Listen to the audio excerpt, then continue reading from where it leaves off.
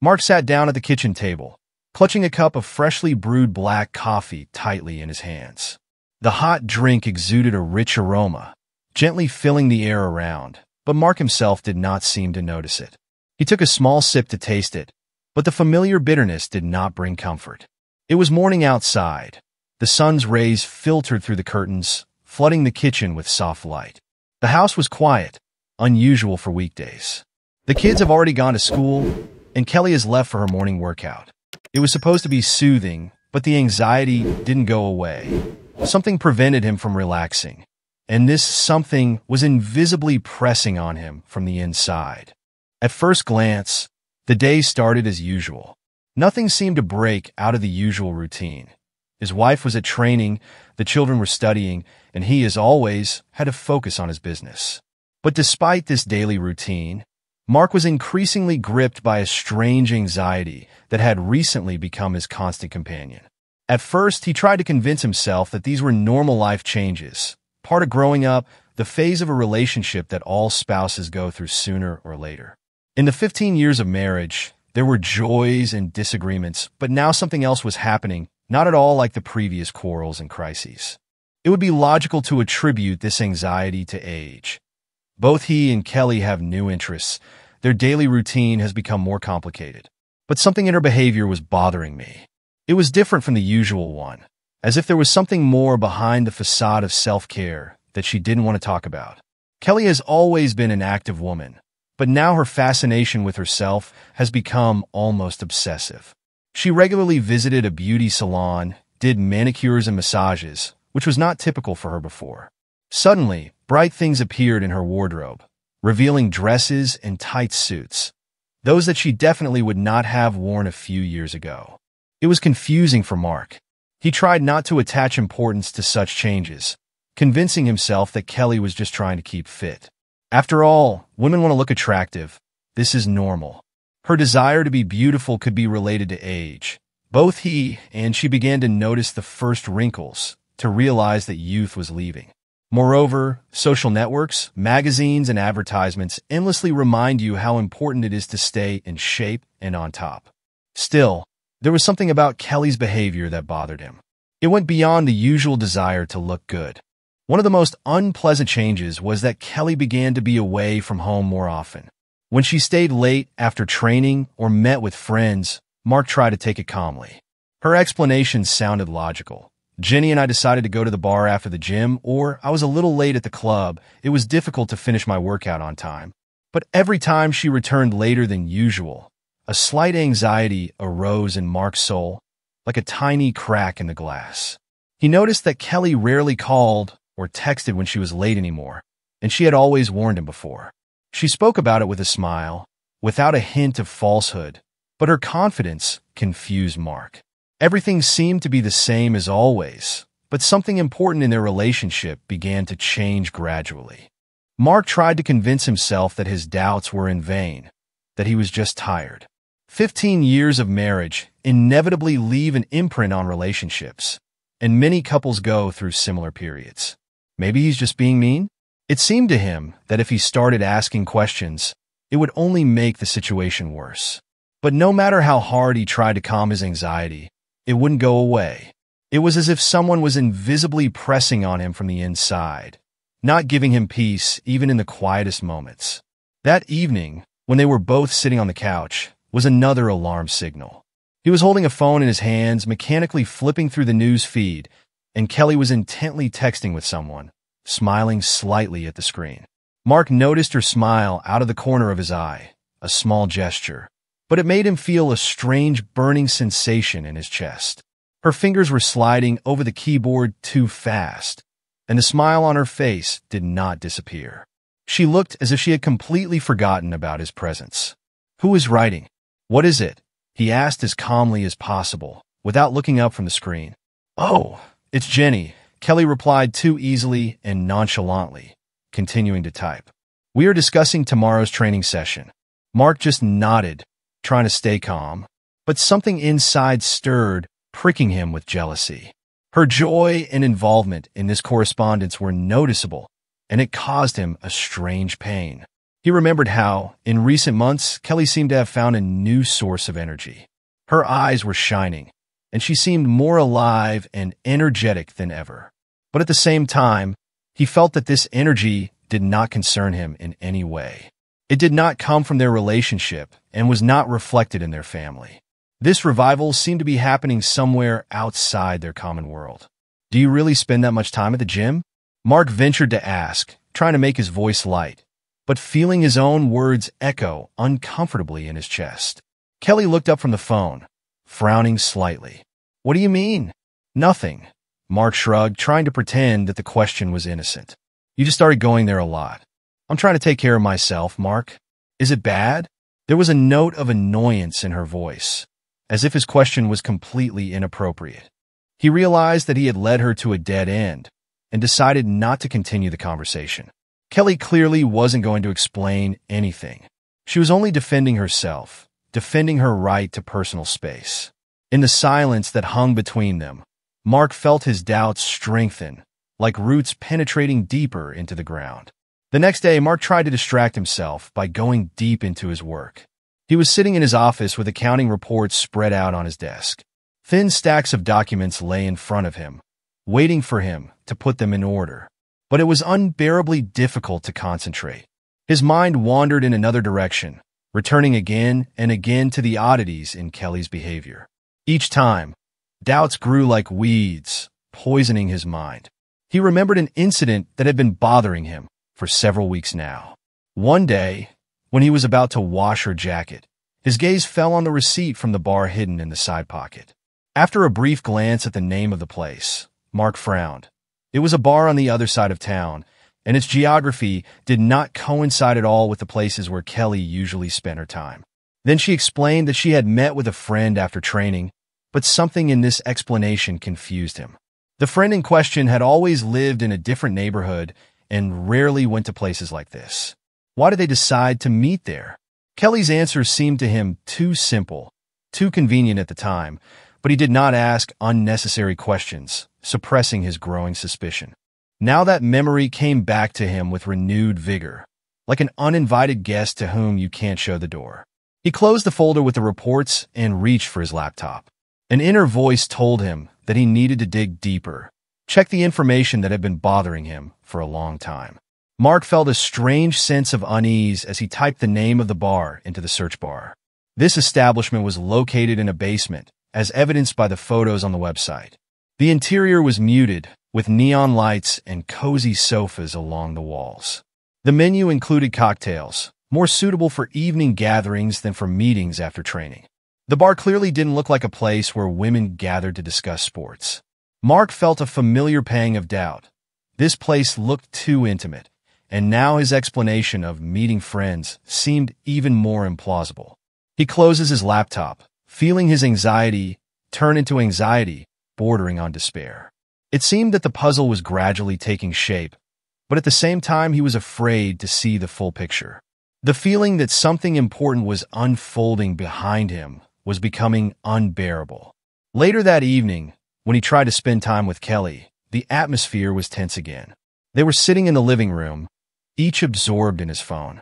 Mark nervously flipped through the news feed, although completely different thoughts were spinning in his head. Kelly, engrossed in her correspondence, was laughing softly again. There was something about her smile that made Mark feel like an outsider.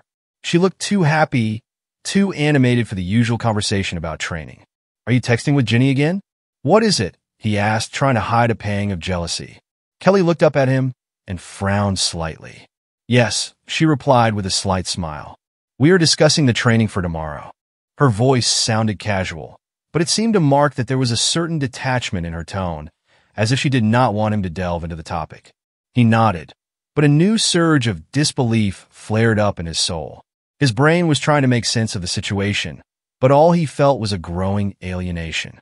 Her joy, her correspondence, her sudden changes, it all happened as if in a parallel reality that he had no access to. The next morning, Kelly got ready to train again. She was hurriedly dumping things into a gym bag, casting fleeting glances at him, as if trying to check if her haste aroused his suspicions. "Do you have training again?" He threw over his shoulder, trying to pretend that the question was asked casually. Yes, she replied, tying the laces of her sneakers. Today with a personal trainer. Mark froze for a moment, holding a kitchen spatula in his hands. A personal trainer? Have you mentioned him before? I don't think so, Kelly replied casually. This is a new program. What's his name? Mark asked, trying to sound as calm as possible. Kelly held her breath for a moment, but quickly found the answer. Chris Fitzgerald. The name pierced his mind like a lightning bolt. He had heard it before. Chris F., that's how the contact was signed on her phone, where some of the correspondence was erased. Mark felt his insides tighten. Interesting, he said, trying not to show his excitement. Is he a good coach? Yes, it's great, she replied with a smile, throwing on her jacket. Psychological approach and all that. These words caused Mark even more discomfort. He forced a tight smile when Kelly kissed him on the cheek and left, leaving a thin trail of perfume behind her. But as soon as the door closed behind her, Mark sank into a chair, feeling the ground give way under his feet. Her mention of Chris confirmed his worst suspicions. He opened his laptop and started searching for information about the coach. The gym's website was quickly found, and on the main page there was a photo of a young, fit man with a slight casual smile. Chris looked perfect. Athletic build, confident look, impeccable haircut. He was about 10 years younger than Mark and gave the impression of a man who easily finds common ground with people. The description mentioned his achievements and a special psychological approach to training. Mark felt like everything was boiling inside. A psychological approach, he muttered softly, feeling his palms start to sweat. Pieces of the puzzle began to form in my head. Workouts, meetings with friends, chats with Chris. It was all becoming frighteningly logical. She didn't just play sports. She spent time with him. After Kelly left, the silence in the house seemed especially heavy to Mark. Her perfume, sweet and fresh, was still in the air, a reminder that she no longer belonged in this house the way she used to. He sank back into his chair and put his head in his hands, feeling a bitter lump rise in his throat. The mind was trying to rationalize what was happening. Maybe it's not that bad? Was he really exaggerating? But deep down he knew that Kelly was hiding something. About an hour later, after making sure that she had definitely already left, Mark decided to check her phone. It was a violation of their privacy, but this time he had no other choice. He knew the password, the same one all the years, and the phone was easily unlocked. After running his eyes through the contacts and correspondence, he did not see anything special. All the important conversations seemed to be in place. However, one dialogue caught his attention. The name, Chris F., flashed among the messages. He opened the chat and quickly scrolled up. Most of the messages have been erased. There were only short phrases left, neutral at first glance. But even in this harmless conversation, there was something disturbing. And why delete messages if it's just a coach? If there's nothing between them, why would she hide their conversations? Mark put the phone down on the table, feeling despair wash over him. He realized that checking other people's correspondence was a line he never wanted to cross. But now he was trapped by his own suspicions. It seemed that the tiny doubts that had crept into his mind a few weeks ago were only getting stronger and turning into paranoia, from which there was no way out. He got up and started walking around the kitchen, not knowing what to do next. His gaze accidentally fell on her gym bag, which she had left at the door. The idea to check the contents appeared unexpectedly and instantly took possession of him. It doesn't hurt, just to make sure. He tried to persuade himself, but inside he felt a nasty feeling of guilt. Going to the bag, Mark unzipped it and carefully looked inside. Inside were the usual things: a uniform, a towel, a bottle of water. However, he found two objects in his side pocket that made him freeze. There was a receipt from the bar, the one he had seen once before, and a small bottle of perfume, new, almost unused. This fragrance was not something she usually wore. It was sweet, almost cloying, like those used for special occasions. He felt something snap inside him. Everything he was afraid to find out was now becoming too obvious. She didn't just go to training. Mark slowly put the bag back in its place, trying not to betray his anger, and returned to the kitchen. That evening, he tried to start a conversation with Kelly, hoping that she would open the veil a little. When she returned, There was not the slightest hint of anxiety in her mood. She seemed as cheerful and light as ever. They were sitting on the couch, but a wall of silence was growing between them. Mark looked at her, expecting her to start a conversation on her own, but it didn't happen. "Kelly," he finally said, without taking his eyes off her. "Do you often spend time with this Chris?" Kelly tensed, her body seemed to contract. "Why do you ask?" There was a wariness in her voice that he hadn't noticed before. "It's just interesting. You've never talked about him before," he replied, trying not to raise his tone. "It's just training, Mark. Why would you want to know that?" Her voice was too even, almost mechanical, and that made Mark even more anxious. "I just want to understand why you started spending so much time away from home," he continued, looking straight into her eyes. Kelly looked away and shrugged slightly, as if his words were cold. "Are you suspecting me of something?" "What is it?" she asked, and there was a hint of resentment in her voice. "No, of course not," he lied, feeling his insides tighten. "I just want there to be no misunderstandings between us." Kelly sighed and shrugged her shoulders. "There is nothing like that. You're making it up for yourself." And again, this equanimity, this apparent lightness, which caused Mark to have an irresistible desire to find the truth. Deep down, he knew that if something was really going on, he had to find out for himself. The next day, Mark took the day off under the pretext of illness. He spent several hours looking through her phone and installing a tracking program that would allow him to track Kelly's movements in real time. It was a desperate move, and he knew he would have to pay for it. But he had no choice. When Kelly left for another workout, he opened the app and saw that her phone was moving towards the city center. The gym was in a completely different direction. Mark's heart was pounding so hard it felt like it was going to jump out of his chest. He put on his jacket and followed. The weather was gray, with a fine drizzle, and this further increased the oppressive feeling. He was driving behind her car, keeping his distance so as not to give himself away. 20 minutes later, her car was parked at the very bar from which he had found the receipt. Mark held his breath when he saw Kelly getting out of the car, straightening her hair, and heading for the entrance. She looked like she was going on a date. She was wearing a dress that she had never worn at home. He watched as she entered the bar and confidently walked towards the table where the man was sitting. It was Chris. They looked too casual. Mark saw her lean towards him, whisper something in his ear, and he smiled. This scene was unbearable. Mark gripped the steering wheel so tightly that his fingers turned white. He was filled with rage, mixed with despair. He wanted to break in, make a scene, expose them on the spot. But something held him back. He knew he couldn't lose control now. He needs more evidence to bring her to the surface. When they left the bar an hour later and headed to Chris's car, Mark continued to follow them. They stopped at a small hotel nearby. Everything became clear. Kelly lied. She wasn't in training. She was here with him. Mark watched them enter the hotel, and his heart was bursting with pain. His worst suspicions were confirmed.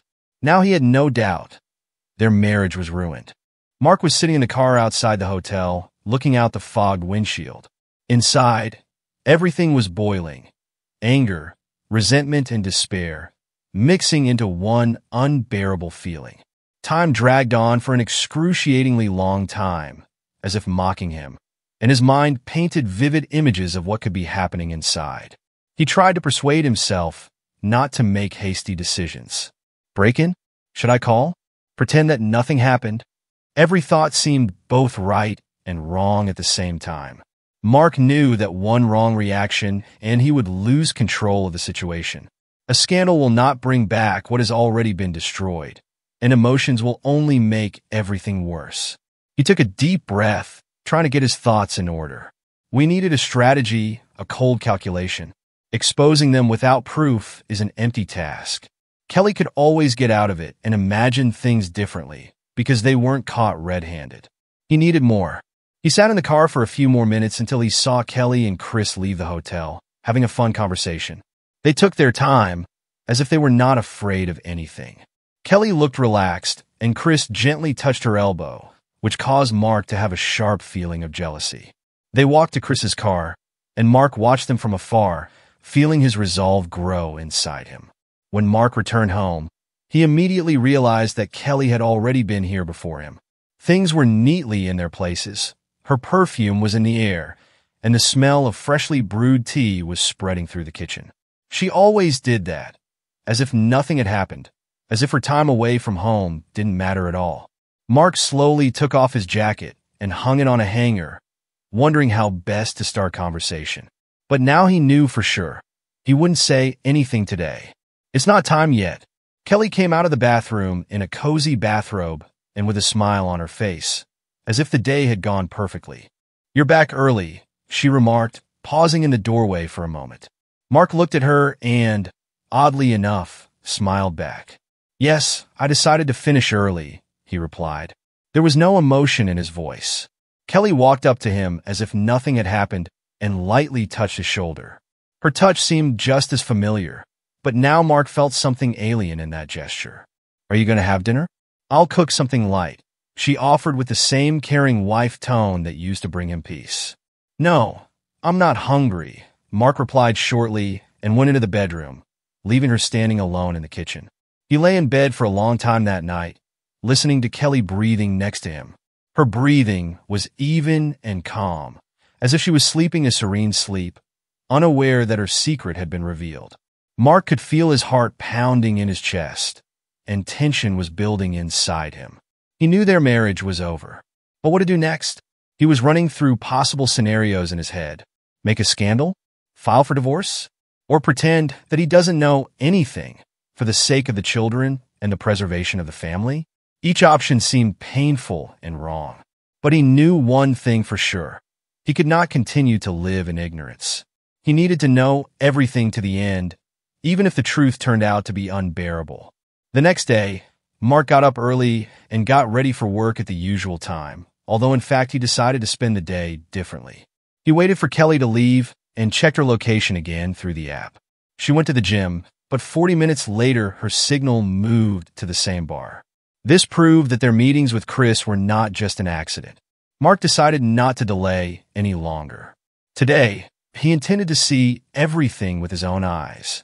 When Kelly returned home late at night, she found her husband in the kitchen with a cup of coffee in his hands. Mark was sitting at the table, staring at her. Her appearance did not cause him any surprise or joy. Kelly stopped in the doorway, feeling that something had changed. "Is everything okay?" "What is it?" she asked, trying to probe his mood. Mark took a sip of coffee and, without taking his eyes off her, replied, "You and I need to talk." A tense silence hung in the air. Kelly sat down at the table opposite, looking at her husband with slight concern. "About what exactly?" "What is it?" she asked cautiously, trying to hide her excitement. Mark slowly took out of his pocket the photographs and printouts of the correspondence that he had collected. He spread them out on the table like cards in a poker game. Kelly froze, her face pale. She stared at the photos in silence, and her fingers trembled slightly. "What does that mean, Kelly?" Mark asked calmly, but his voice was as cold as ice. She was silent for a long time, looking at the photos as if she hoped they would disappear if she didn't talk long enough.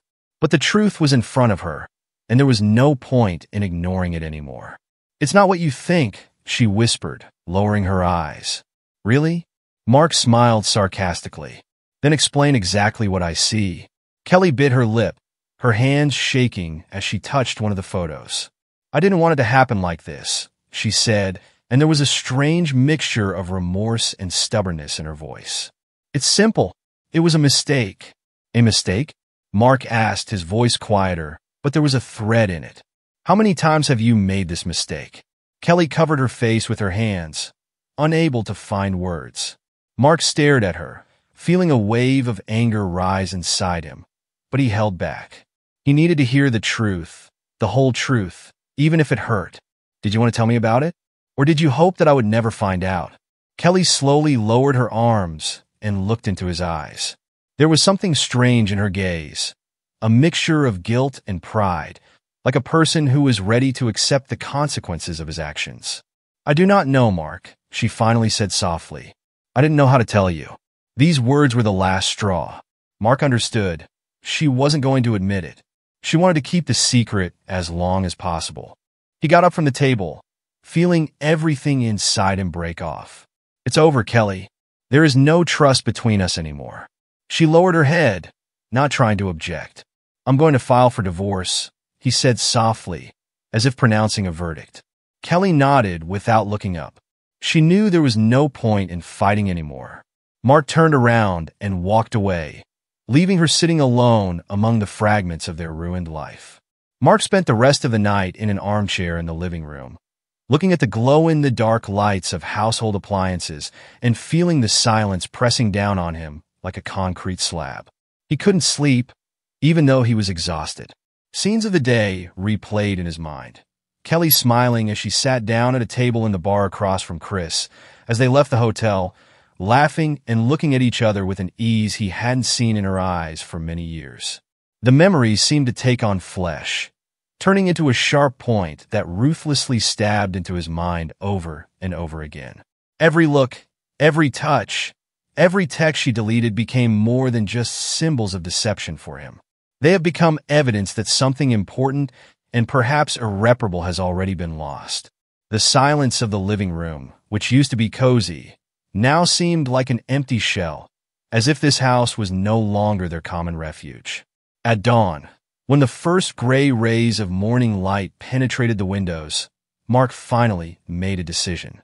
He could no longer live in ignorance, but short-term decisions could ruin everything completely. He needed to figure everything out to the end, without tantrums and scenes. He was too tired of the shadow that hung invisibly over their relationship. If he was going to end this marriage, he had to do it consciously and without regrets. The next morning at breakfast, the atmosphere in the house remained as ordinary as ever. Kelly acted as if nothing had happened. She was making toast, pouring juice for the children, whistling a tune under her breath. It seemed that the events of the last few days did not concern her at all. But for Mark, it was different. He watched her every move, studying her gestures, intonations, and facial expressions as if he were trying to solve a complex puzzle. After the kids left for school, Kelly sat across from him and looked out the window thoughtfully. There was no anxiety in her gaze, only fatigue.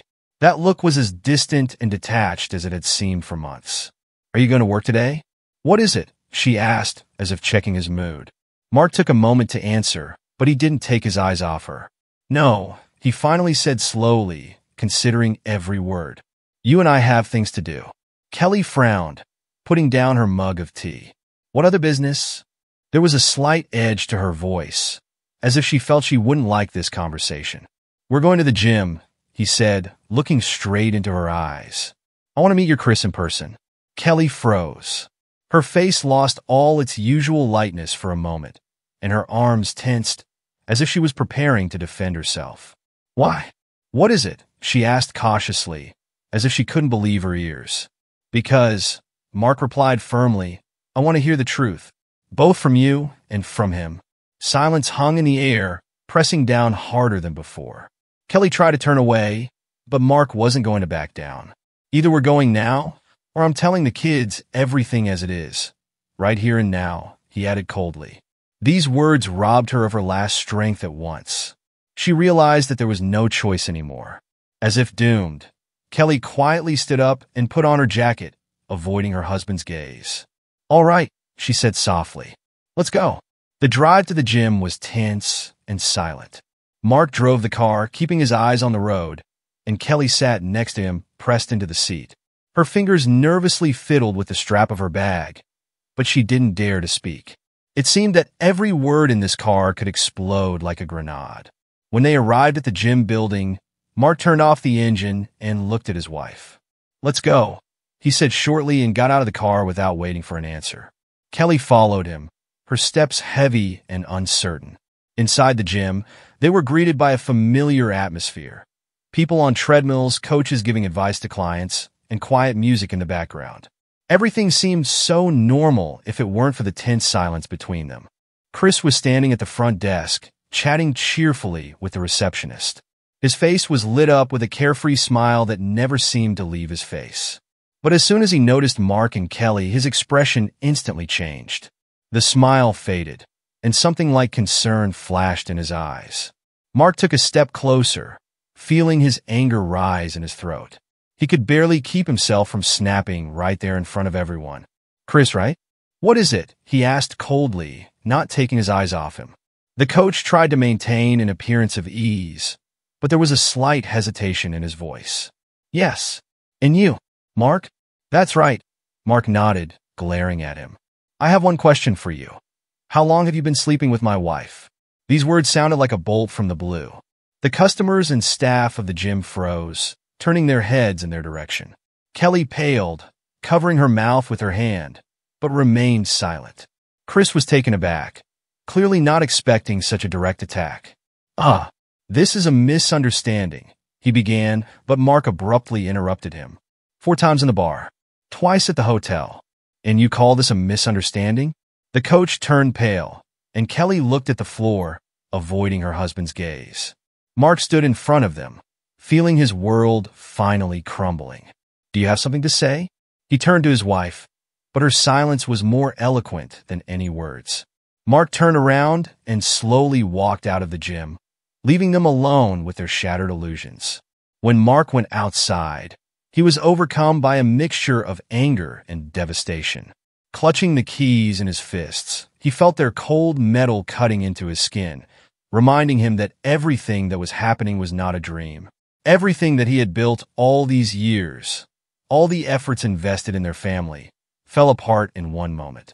He got into the car but did not turn on the engine. Thoughts raced chaotically in my head. What should I do next? Go back home and pretend that nothing happened? Or leave once and for all, putting an end to a relationship that now seemed like a lie? A few minutes later, the gym door opened and Kelly came out. She took her time and looked confused, as if she didn't know what to say or how to behave. Mark looked at her through the windshield and saw how she hesitated. Should she approach him or give him time to be alone? In the end, she made up her mind and got into the car next to him, slowly closing the door. There was a ringing silence in the cabin, broken only by the noise of the street outside the windows. Mark, she began softly, but he didn't let her finish. I don't want to hear excuses, he said coldly, not looking in her direction. No explanations or excuses. Kelly paused, clasping her fingers so tightly that her knuckles turned white. Her breathing became ragged, as if she was trying to suppress tears. But Mark didn't care anymore. He knew that this trip to the gym was their last chance, and she had missed it. We have to talk about this, Mark, she finally said, barely audible. To talk? Mark chuckled, but there was no joy in his laughter. It's too late to talk, Kelly. Everything has already been said. She turned to him, her face pale and confused. I didn't want it to happen like this. Her voice broke, and she fell silent, unable to find the right words. Mark slowly turned his head in her direction, looking her straight in the eyes for the first time. You're just what? Were you looking for something new? Tired of your family? Have you decided to have fun? His voice was low, but there was a depth of accumulated pain in it. Kelly closed her eyes, and tears rolled down her cheeks. It was a mistake, she whispered. A mistake? Mark chuckled again, but this time his smile was filled with bitterness. You've made that mistake many times, Kelly. This is not a mistake. It's a choice. She tried to wipe away her tears, but they continued to flow like a broken dam. I'm confused, she admitted, her voice trembling with emotion. I didn't know how to live anymore. We've become such strangers, Mark. I felt like I was losing myself. Mark was silent for a long time, digesting her words. He knew that to some extent she was right. Their relationship has really changed in recent years. They have become neighbors, not partners. But did that give her the right to betray? Is it possible to justify treason by making it difficult? You know, Kelly, he said softly, looking down at the steering wheel, we're all losing ourselves. We are all going through crises, but not everyone breaks down what they have been building for years.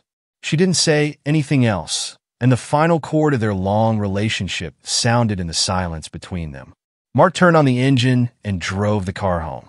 The journey seemed infinitely long, and every turn of the road reminded them that they were unlikely to ever return to their former lives.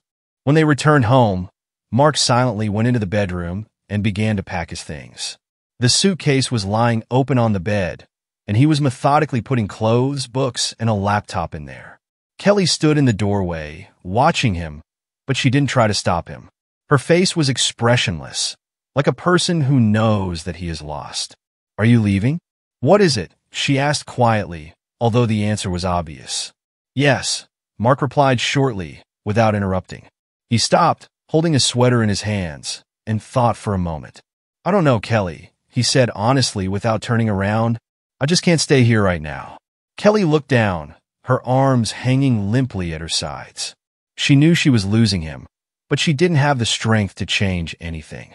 When Mark finished packing, he went to the door and stopped, pausing for a moment.